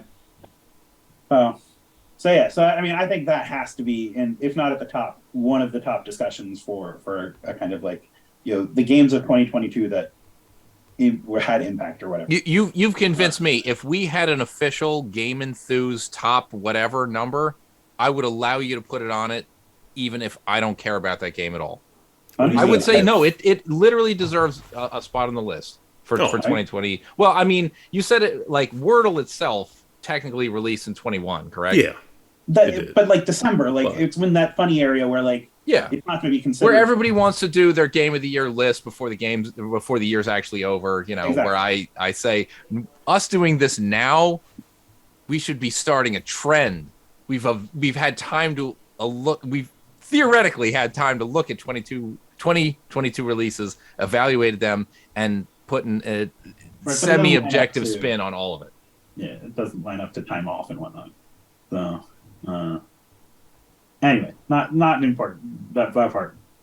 I mean, I agree with you, Mike. Point being is, even if it wasn't officially released in 2022, its impact was felt more in 22 than 21. Yes. I just got today's game duel in the first guess. Yeah, it took me a second, but I was like, go through it. Like I usually do it. like 70 on the unlimited version. Like it's a fun one because it shows you the box art. It's all blurred out, and then it like takes a quadrant of it. And I saw like, what? And at first I thought like, is it Pandemonium? Then that's not even an option. I was like, what? I see a thumb. I was like, I know what this is. Yeah. So Whirl, and it's offshoots like the math ones, and then the ones where it's like, oh, you play 4 Whirls at the same time. I gave up on all of it. I literally just do Wordle. I gave up on that's called Quordle. So you have to do like it's Quordle like Sudoku Wordle or something. I gave up on do those. Overlapping guesses to make it work. Plus I do Duolingo now. And that's we were doing it's a job. It seemed like either every night before bed or every time we got up on the weekends, it would be like, cool, let's check Wordle and Hurdle first. I gave up on Hurdle too, because if I don't know the genre, there's the thing, like, and it's also like Wordle and Hurdle got a little weird when they, got corporate, when they got purchased for, hey, I'm happy their creators got paid. But like sometimes there'd be hurdles that, oh, you can't play this one because that music's not available in your region. And it's like, okay. It was a fun time. I think it just needs to be discussed for the Game of the Year stuff. So, I think we have 2 show questions real quick. Yeah. Let me take a look at those. So, okay, you want to read them? From Mike J, what consoles could you have and used only first-party games with? Now, okay, I talked to Mike J, and I did mention to him. I said there's some easy answers with those, and I think we know. N64 is like the easiest answer here. Well, yeah. Anything with Nintendo was an easy answer, but I said, "Are we? Sure. Is the answer anything but those?" He said, "No, and you can include those." And I said, "Okay." So it's inclusive of Nintendo consoles. I mean, but PlayStation 1. None of the games I identify with PlayStation 1, except for potentially Gran Turismo, are made by a first or second party studio to PlayStation. To Sony. Totally agree. Like Metal Gear Solid is a Konami. Castlevania is also a Konami game. Yeah, and that's why I don't think the NES would be a great answer. Sure, Mario's and so on, but Konami and fake Konami made a lot of all Capcom, of the very there was some Ultra play the game. Ultra. Yeah, like I don't think I would be satisfied. I mean, granted, if somebody said, "Here's a Nintendo and all the Mario games and everything Nintendo produced," I'd be like, "That's pretty cool." That's pretty cool. That's pretty awesome. But also, if you said, "And you can never play anything else that was put on the Nintendo that was made by somebody else," I'd be like, "Ooh, maybe I don't take that from you. Like maybe I just keep the one that I have and all of my, Konami and Capcom and so on games." Well, like Xbox isn't a good pick for this either. The original Xbox, like it has Crimson Sky, the Halo games, but like NFL Fever, Mecha Assault, NFL Fever. Yeah, I mean, well, Mecha Assault was a Nintendo or Microsoft owned game. They had a hand in it. But yeah. Well, but they own what's his name at that point? FASA, yeah. FASA. So TurboGrafx? Most consoles that only have first party support are like PS2 isn't even a great choice, right? Like the God of War? The consoles that enough, have primarily first party published software is like the TurboGrafx, the Jaguar, Master System. I don't know. Maybe Master System would fall in that category. Yeah, and maybe the 3DO, the CDI.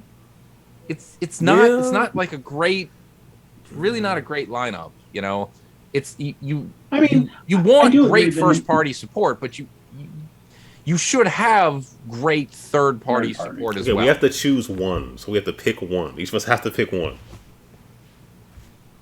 Like a system that you cannot play any third-party third-party software on. games. Yep. But we're saying first party published. So, like, for example, Yeah. Final Fantasy III and Mega Man 6 are both Nintendo published games on their respective platforms. Yes, but we're splitting the hairs of the hairs. That's a Nintendo published game. I don't know what. Are you you're saying picking I'm splitting. Nintendo? I mean, if you are, then No, I'm picking the N64 because, of course, I'm picking the N64. I would probably just say the Switch is fine with me. Okay. Switch is a good one. I mean, at that point, you're getting to Pokemon. I thought you'd go Honestly, triple Game Boy- graphics, honestly, but okay, I'm kind Game of Boy surprised. has- I mean, it's possible, but truth is, there's loads of third-party support in Japan. So, I mean, unless you're saying, oh, the PC Engine, that's a totally different console. Like, well, all right. If you're literally talking about anything that was published by, the various forms of what eventually was called TTI, then, I mean, sure, almost everything on the TurboGrafx was in that camp. Like, it's essentially like the two Workings Designs releases on the chips, and it's very, very small, the rest of it. Okay, well, I guess for my answer, I'll give two. I'll give the silly one, which would be the Sega Master System, and a more serious one, maybe controversial as it might be, Xbox 360. Oh, that's an absolute no for me. Most games that I played in that generation were on that console. Like everything EA, like you always say, oh, well, Yeah, I guess I'm trying to think. So, like, you have Gears, you have Halo. That's like for first part. Those are the big hitters for that's a loss. But I feel think about all the XBLA stuff, and there's a ton of stuff on that system that was not first party. That was really good. I don't want to abandon that. Is that am I looking at this in the reverse way? You're saying I want the console that doesn't stick? You're picking the console. You're picking a console, but you can only play second. Well, you can only play third party games. No first party games on it. Oh, no first party games. Yes. Is that? Yeah. You're picking a console that you can only play third party games on. No, that's not the question. What console could you have used only first party Oh, I'm games? sorry. I'm reversing it. I'm sorry. Excuse me. So forget Okay. 360. I'm like, what are you talking? That's I'm sorry. I'm different mixing it than up. what I was thinking. So my answer is the Sega Master System because there's no way in 360 I'll be dead. So yeah. Yeah. Sorry, I was I like, you mixed really it want up. those Connect titles or whatnot. And the irony is, I talked to Mike J about this. So sorry. Yes, Master System. One question to clarify. So the Mario and Rabbids, does that count? Game. No, it's Ubisoft Oh, then published I it. can't pick the Switch. Then I can't pick the Oh, Switch. wow. If that's the case, because that if you said you could pick only one Switch game to play, it would be that. So I can't abandon Mario and Rabbids. N64 was like, come on, man. Like because can't rare pick that games either were because- published by Nintendo. That's like Because the That's everything. 100%. That's by that but argument, that's you the can't pick cream any of the these. crop. That's the No, No, best. I wouldn't pick that because the cream of the crop for me for the N64 is Road Rash. I would play that over any game on the entire system library. You have Mario 64. Yes, I don't want to play that game in this day. That game was amazing. It was Still revolutionary, is. significant. It Still deserves everything is. every accolade And it as- ever got. I don't much want as to play it today. Aaron's That's going to fair. argue with this. All the rare games count under here. They're all published by Nintendo. And No, I I don't want agree. to. Yes, you they remember how do. much complaining I did yeah. when I watched one of you play Conquer on one of those Extra Life marathons? Right. I understood. I just To me, that's the stuff I can't go back to. Okay, and yeah, I that's can fair. easily go back. But the fun that I had with Road Rash and the fact that it translates so well to what a modern version of Road Rash would feel like, aka Road Redemption, very, very close. So just to be clear, you're picking the 3DO then, if you want Road Rash as a No, third-party game. that is not a great playing game. It was amazing at the time, had great music, it visually looked amazing, but today it's sluggish, the frame rate sucks, and I don't want to play that game.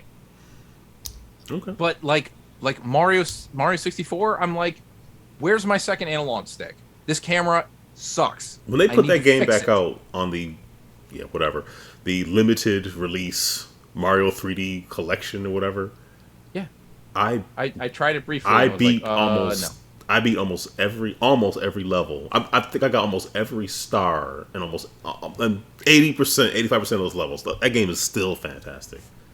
I'm glad But you teach like their it. own. Like Teach their own. I'm not saying you can enjoy it. I'm just saying for me, I heard you say that bought you, the Aaron, cannot enjoy it. That's what I heard you say. I bought the 3DS version because I was like, you know what? Maybe this is the better version to play.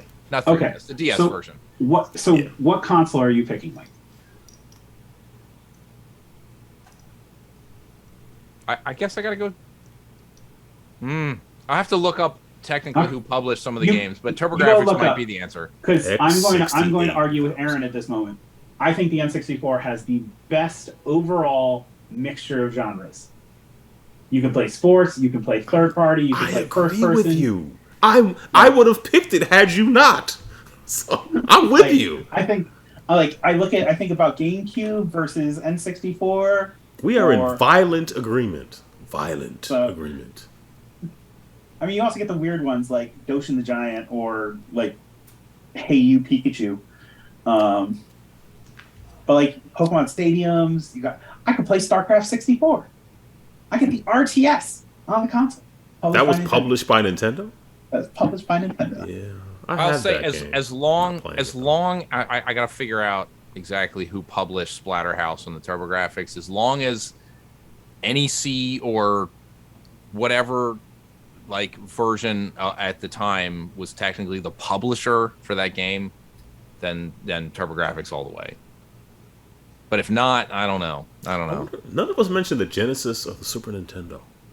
Interesting. Oh, no. For me, no way. Not Super a chance. Nintendo fell under the Nintendo banner.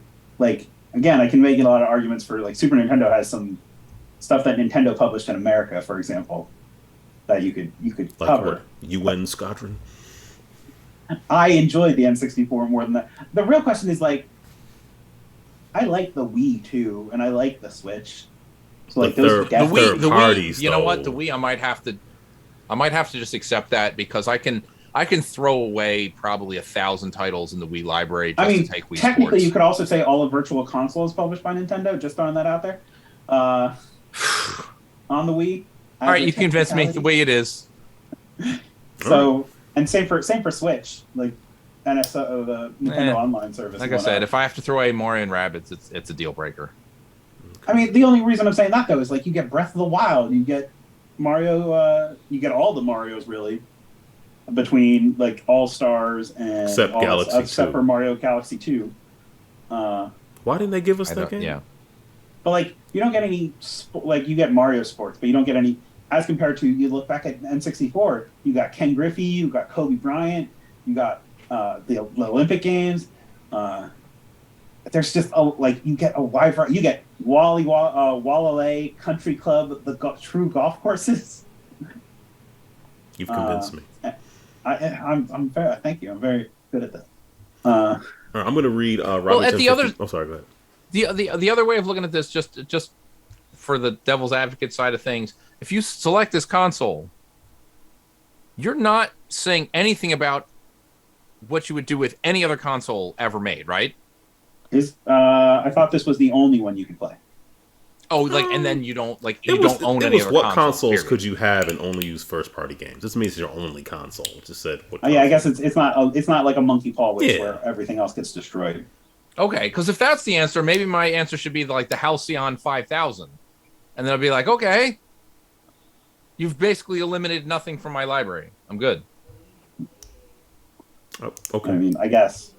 I don't know. Is that just playing some sort of like, oh, I had magic beans in my pocket, so all problems were reversed. Well, no, End of this RPG. I'm actually going to pick the Xbox One or Series S or X because you can play games through the Edge browser. So emulation, you can play everything from the beginning through game. I'm kidding. There's a little different by defining that as they published it. So, well, they published the Edge browser. Yes. I published this one myself in my house on this CDR. I mean, I think the only thing we really didn't talk about, we could talk a little more about, is things. Because, like, I don't know, Game Boy Advance has a hell of a library, and a lot of that is Nintendo published, even if they were ports from older games. The DS has an amazing library from Nintendo. It does. Yeah. Across for the 3D. 3DS Both of those 3D libraries is dope. have an incredible Hotel lineup does. of games not made by Nintendo as well. I mean, all of them do, except for the N64. The majority of the great games. I think we have to move on from this question. Yeah, but yeah, it's not an easy answer. No, it's not. I think that's maybe the point of it all. I think that's what Mike J wanted. He wanted us to have a discussion. He wanted a bloodbath, and we got it. We're all. I mean, you got the predictable answer from me, so I don't know what he was looking for. Yeah. So Why don't we just each of us name our favorite not GERD console, Master System, N64, TurboGrafx. Done. X68000. I mean, the real answer is Aaron's bullshit lie. Oh, the PC has everything on it. What are you talking about? I didn't say PC. I don't recall saying good luck. I don't recall saying. Come to the post. You'll have a good time. All right. We have this question from Robbie1051, and the question is as follows: are we doing more shows? Yes. Well, we'll see if this one gets published. If this one counts, then the answer is yes. If it doesn't, then no. Yes. Yes, we are. So, if you're hearing this, then yes. Yes, by definition, we've done. Yeah. Well, we've done one more show, so you have to hold us. And Lord willing, we will be able to do more. All right, let's get out of here, Mike. Geez, it's been so long, but of course, I still encourage anyone who is eligible to donate blood, and if you have pets, to have them spayed or neutered. And I'm not sure what's happening, but no one can see this, but it is horrifying. Anyway, that's it. Just hopefully you'll hear us again. Yes. Oh, me. Yeah. It's been a while. Yeah. Appreciate you guys carving out time to do this again. Hopefully we can get on some sort of a schedule, and we'll figure it out. Life changes, things transition, but we will figure this thing out. I did want to just give a little shout out to a podcast that I'm a contributor on, which is called The 5x. It's a board game podcast. It's usually about less than 30 minutes. Myself and 4 other people all talk about and give a review of a game in about 5 minutes. So I think I've done 3 episodes of it. Huh. So yeah, I thought we were exclusive. I thought this meant something. No. Wait till you find out when I inject all my board game stuff into this episode. Another 55 minutes of I won't be that. I appreciate that you decided to do that. Yeah, I felt like I'll just inject it in, and then I might mix things up sometimes and just have a brief conversation with somebody and kind of inject it. I'll figure it out. It's fine. But I love board games still, as clearly I do. I love games, so of all types. I like that you're showing this. Did you record the video for this, or is that just? I have.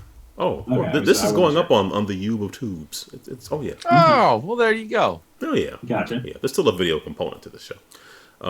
So yeah, if you want to email us, podcast at GameEnthus.com, voicemail 202-573-7686, and all our Twitter information, all the other stuff can be found on the website somewhere, I assume.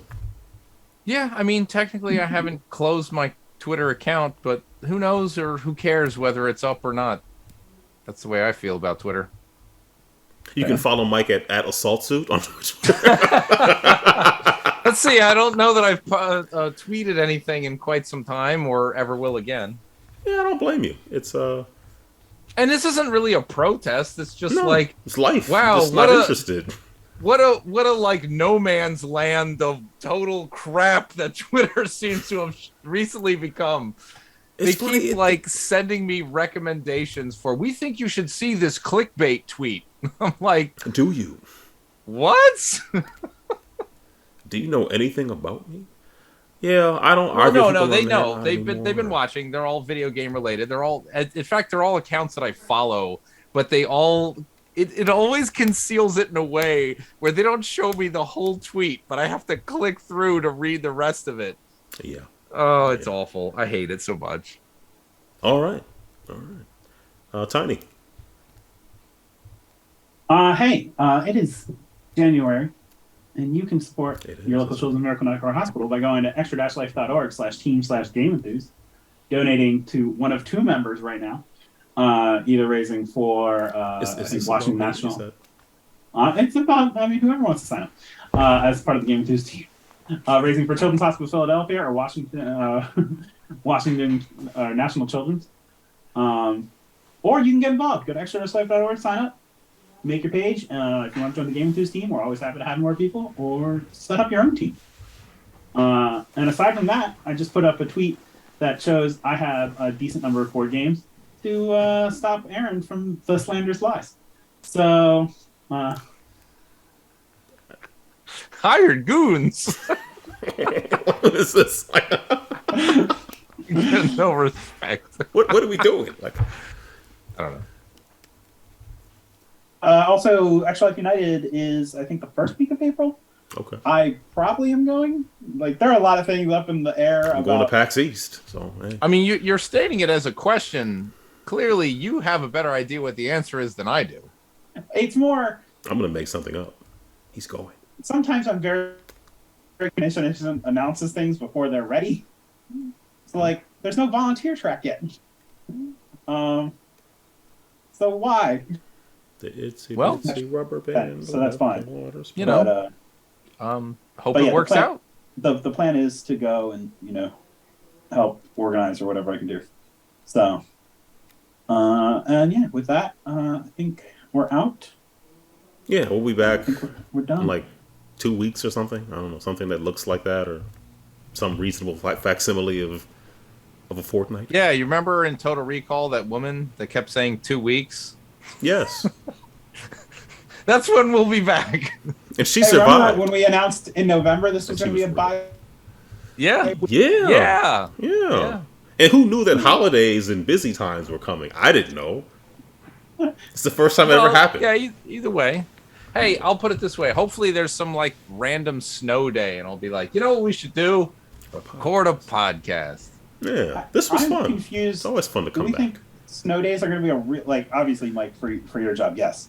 But like, most kids aren't going to get snow days anymore. Actually, yeah, you know what the God's honest truth is, a snow day for me is physical labor in the driveway instead of elsewhere. Yeah. I have a long driveway.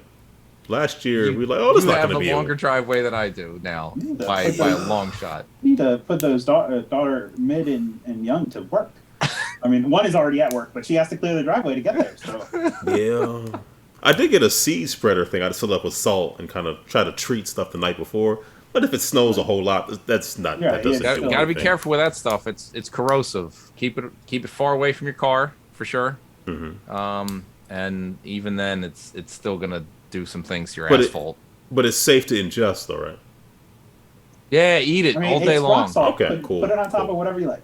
Yeah, it's like pink Himalayan. Put it in your grinder. Sprinkle it over your steak tartare. All right.